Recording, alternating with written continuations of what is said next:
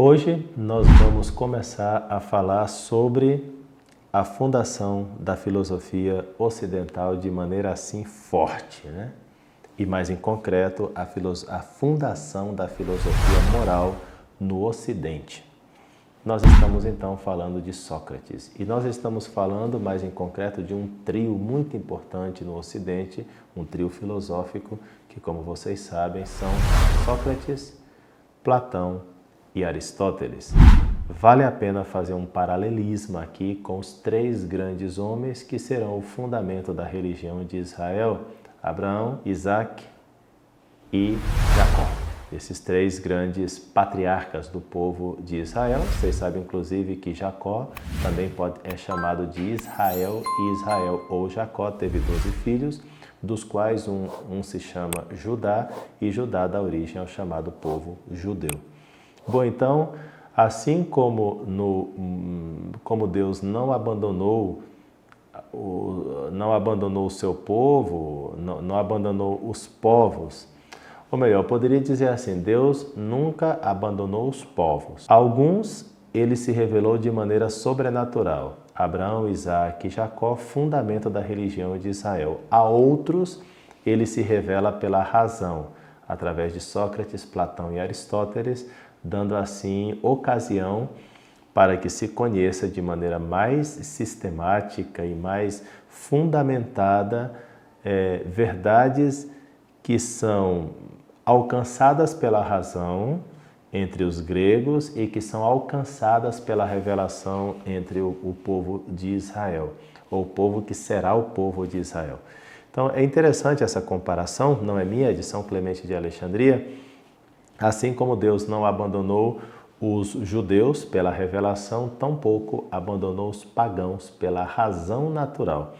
Quer dizer que a nossa razão natural, com o esforço, ela consegue chegar a algumas verdades essas que Deus quis revelar a Abraão, Isaac e Jacó e ao povo de Israel.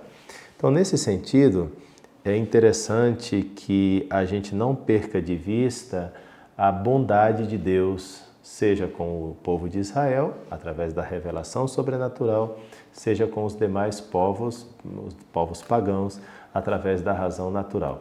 Verdades como a existência de Deus, alguns de seus atributos, a imortalidade da alma, podem ser alcançados com o mero esforço racional. É isso que diz o Concílio Vaticano I, que aconteceu nos anos 1869 a 1870, certo? Então, com Sócrates, nós estamos aí num período, assim, o período de ouro da filosofia grega, né? O período de ouro da filosofia grega é esse tempo de Sócrates, Platão e Aristóteles. E o primeiro dos quais, o grande Sócrates, que não só funda a grande filosofia, mas ele também funda a filosofia moral, porque Sócrates se fixa no ser humano. Sócrates nasceu no ano 470 a.C. Nesse período, faço um paralelismo de novo com o povo judeu. Nesse período, o povo judeu já tinha voltado estava aí nesse período de reconstrução, já tinha reconstruído o templo, já tinha reconstruído Jerusalém, porque, como vocês sabem, os persas primeiro foram os assírios e os babilônios, que dominaram aquela região que hoje nós conhecemos como Israel. Depois dos babilônios, dos assírios e dos babilônios, foram os persas. E esse período em que Sócrates nasce em Atenas, naquela região de Israel, são tempos nos quais os judeus já estão mais assentados depois do momento dos persas, que por sinal eram muito tolerantes com o povo de Israel, exatamente por causa dos persas, eles puderam voltar a Jerusalém. Bom, mais tarde o povo de Israel vai ser dominado pelos gregos, pelos helênicos e mais tarde pelos romanos. Quando Jesus Cristo nascer, Israel vai estar sob domínio romano. Serão os romanos que dominariam, que estavam dominando naquele tempo o povo de Israel. Atenas é praticamente a cidade da filosofia, a cidade da sabedoria. Aí morre também, quer dizer, nasceu em 470 e morre em 399, o grande Sócrates. Portanto, como vocês podem perceber, é uma vida relativamente assim, longa, né? Ele foi condenado por impiedade, porque foi acusado de não acreditar nos deuses da cidade, de corromper os jovens, de não acreditar nos deuses, porque Sócrates já tinha uma certa percepção de que existe um único Deus, né? E de corromper os jovens, porque os costumes que ele ensinava iam ao encontro da melhora do homem, né? Do ser humano. Então, nesse sentido, uma Atenas relativamente corrompida desde o ponto de vista moral não estava muito de acordo com os costumes virtuosos que Sócrates queria implantar naquela sociedade. Por trás dessas acusações estavam, assim, também ressentimentos de pessoas, estavam ressentimentos políticos, né? Sócrates era filho de um escultor e de uma parteira. E isso também é interessante porque o seu método vai se chamar parto, né? O chamado maiêutica. A maiêutica é um método segundo o qual o professor leva o aluno a descobrir a verdade a partir das suas próprias ideias. Mais ou menos assim. Chega alguém e fala assim, professor, o que é humildade? Então o professor vira para o aluno e fala assim, o que você acha que é humildade? Aí o aluno responde, bom, a humildade deve ser uma descrição na própria vida. Aí o professor faz uma nova pergunta, o que é uma descrição na própria vida? O que é ser discreto na própria vida? Bom, ser discreto é não ficar assim se mostrando para todo mundo os seus próprios dons e coisas que são elogiáveis, né? Então o professor pergunta de novo para o aluno, bom, então você acha que essas coisas que são elogiáveis são realmente para esconder, uma vez que são dons? Então, quer dizer, o professor vai levando o aluno a pensar através de perguntas e perguntas e perguntas e perguntas, até que chega um momento que o aluno já quase que cansado e exausto de procurar tantas respostas diante das perguntas do professor, o aluno vai ter que reconhecer a sua ignorância. Eu não sei mais te responder, eu não sei mais o que responder essa pergunta, então o professor fica feliz e fala assim, pois bem, então é a partir desse nada, a partir desse esvaziamento que agora nós vamos construir um edifício sólido, né? Então, primeiro você mostra a ignorância do teu aluno através de inúmeras perguntas, ele responde até ele dar conta e que ele perceba que ele é ignorante. Nessa percepção da própria ignorância, o aluno pratica a humildade, né? Que é muito importante para abrir-se ao conhecimento verdadeiro. Então, é isso que nós chamamos o parto das ideias.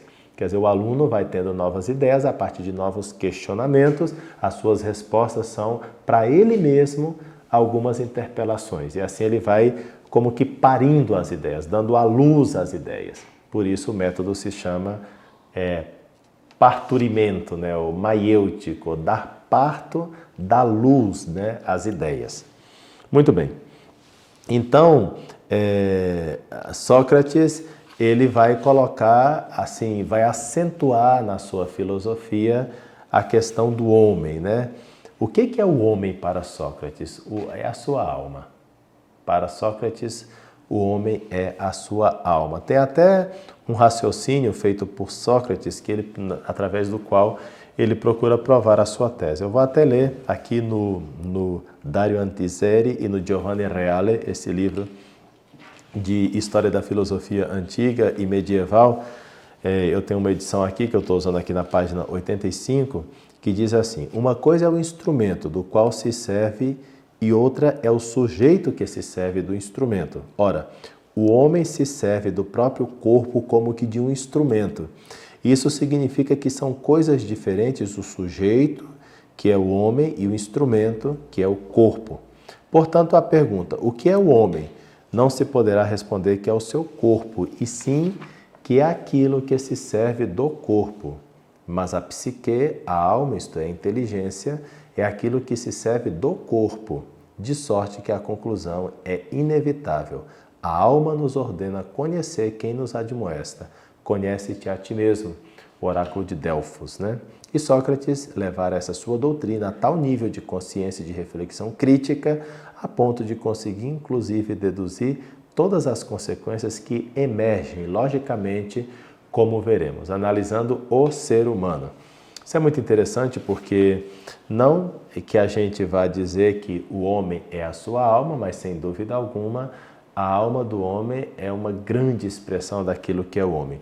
Qual é a essência do homem? Sócrates diria: a essência do homem é sua alma. Evidentemente, isso daqui é só parte da verdade do que é o homem, uma vez que, como nós vamos avançar mais nesse conhecimento, e veremos que, na verdade, a essência do homem é o composto de alma e corpo, e, portanto, a alma tem uma importância muito grande, mas o corpo também importa.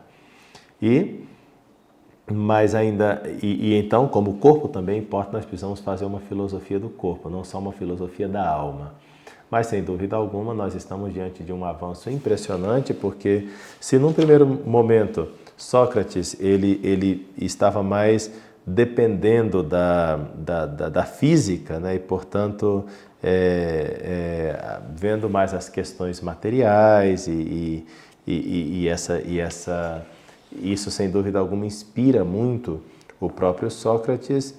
No segundo momento, ele passa mais a observar essas questões mais espirituais e, portanto, ele vai ver que o homem é sua alma e a sua alma tem uma maneira de pensar, de querer, de performar aquilo que é a completude disso que nós chamamos pessoa e de influenciar também na sociedade, de tal maneira que o empenho de Sócrates não parece ser só pessoal, mas tem que melhorar a polis, a cidade. Mas não se pode melhorar a polis, a cidade, se eu não melhoro o ego, o eu, a pessoa em si.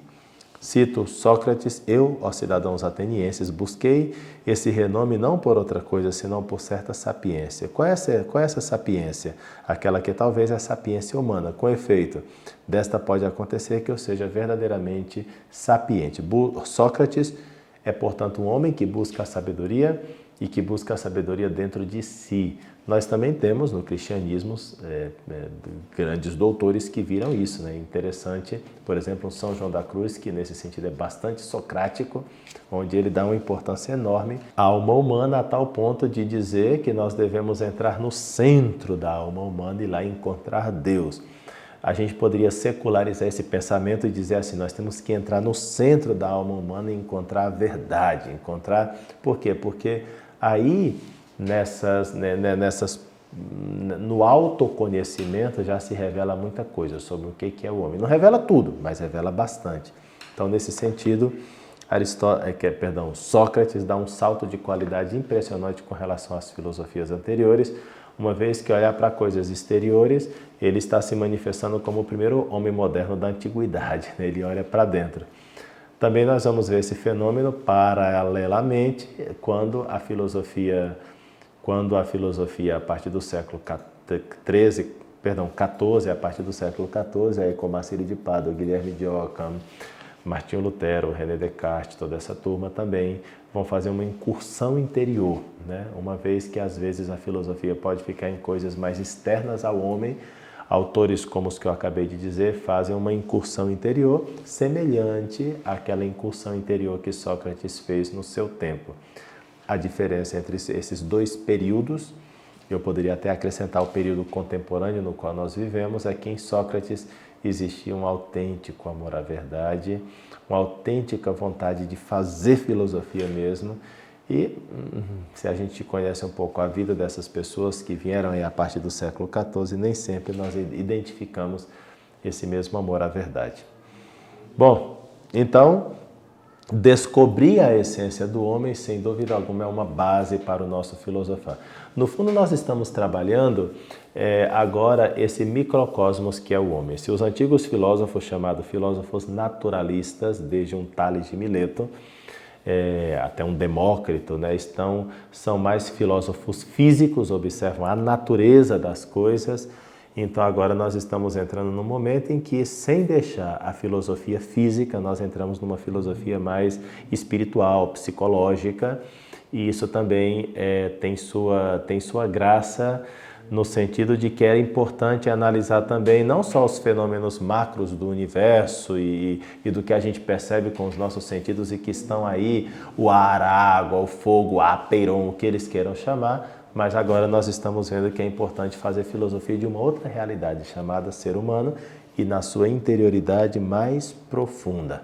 Então, nós apenas estamos começando a fazer a aventura socrática e a primeira coisa que eu apresentei aqui hoje foi o método, que é a maiêutica, e o foco de Sócrates, que é o ser humano e mais em concreto a sua alma, porque para Sócrates, homem e alma é a mesma coisa.